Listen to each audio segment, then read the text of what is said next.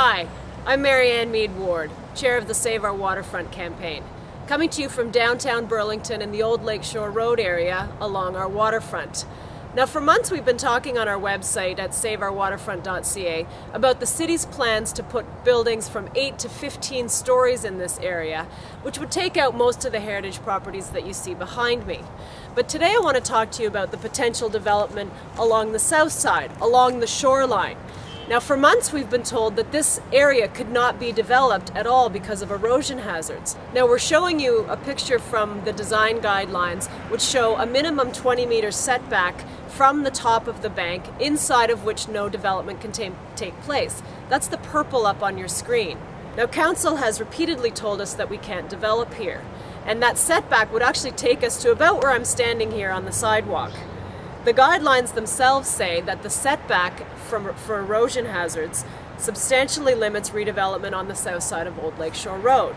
And further, that the setback restriction means that existing buildings along the shoreline are at their highest development potential.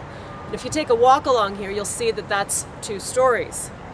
And just last week, our own downtown councillor was telling us in his city update that the setback is, quote, an absolute minimum for development, and nothing can change that. So the city has been telling us all along for months that this area couldn't be developed.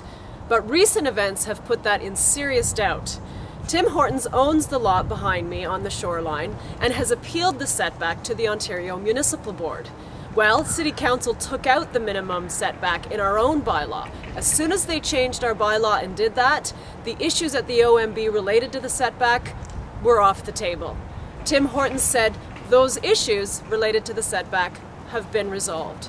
So now Tim Hortons is no longer arguing with the city about whether they can build on this lot. They're now arguing with the city over how high they can build. And the zoning in this area allows for a 10-story building. I was recently at a public meeting where a city councillor said we were talking about this development, and he told the crowd that this really scares him. Well, it scares us too, because it was bad enough that we were asked to accept 4 buildings 8 to 15 stories high on the north side of Old Lakeshore Road. Now it looks like we could get buildings up to 10 stories on the south side as well, blocking the waterfront. So what can you do?